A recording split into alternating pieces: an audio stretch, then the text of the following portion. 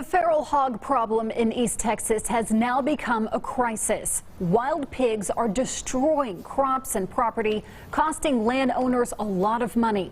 KETK Today anchor Isaac Ramirez shows us why their destruction is getting worse and what's being done to stop them. It's tonight's special report, Hunting Feral Hogs. They're loud, mean, and dangerous. Wild hogs are a growing nuisance to East Texas property owners. So Eileen, what happened here? This was probably our most recent hog damage. It's pretty obvious, you know, the grass is completely turned over. There's a cookie for you. Eileen Finkelstein moved to a ranch near Troop to enjoy retirement and spend time with her horses. I live for my horses.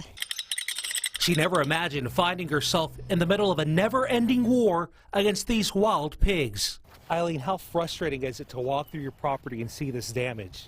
Oh, this is extremely frustrating because I know that as soon as I get out here and fix it, they'll be back in the next day or two and they will root up the exact same spot. According to Texas A&M, there are about 2.6 million wild pigs in Texas and up to 9 million in the U.S. And this is what frustrates landowners the most: uprooted fields and destroyed crops.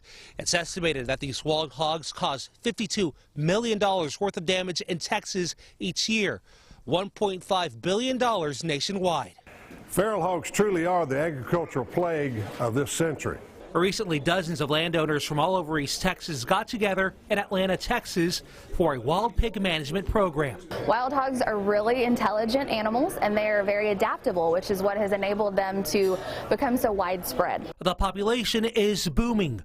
One sow can have up to 3 litters in 14 months and will give birth from 1 to a dozen piglets. Ken Hale from Henderson has become an expert on wild hogs. He says we must eliminate 70% of their population each year to not lose ground.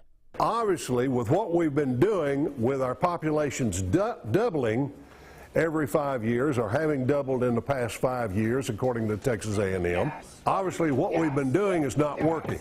But there are ways to eliminate them by hunting using snares and box traps.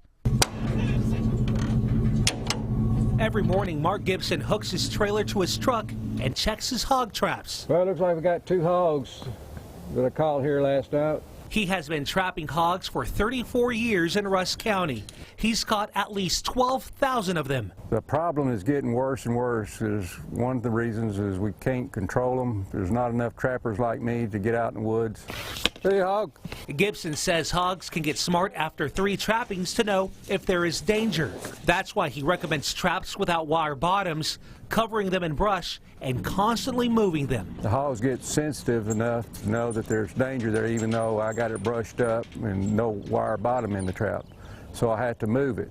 Gibson also says you should try to cover up your scent. I walk up here with rubber boots on. I wear gloves all the time without touching the corn, and I want to make sure that my clothes are scent-free. I wash my clothes in non-scented soap. But these traps can only catch a certain amount of hogs. A sounder can be 5, 20, or 30 hogs. What do we usually see caught in a box trap? 1 or 2 hogs. That's where corral traps come in. And this, the boar buster.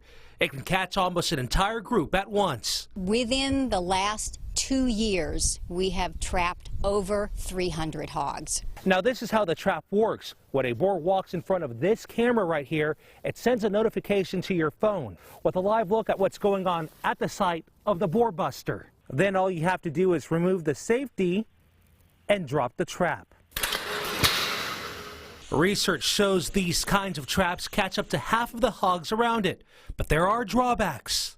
Sometimes it will be kind of hard to put it out in the woods. It's more or less an open area because it's so big. And they can cost thousands of dollars. In the meantime, these East Texans say they will continue their fight against these pesky pigs until a potential game changer is introduced. Isaac Ramirez, KETK News. And there is a lot more to this story. Tomorrow night, an East Texas family shows us how they're catching hundreds of wild hogs each year. We'll also explain how a proposed new law would make it easier to reduce the population and find out where there's a big demand for feral hog meat, making it a profitable export for Texas businesses.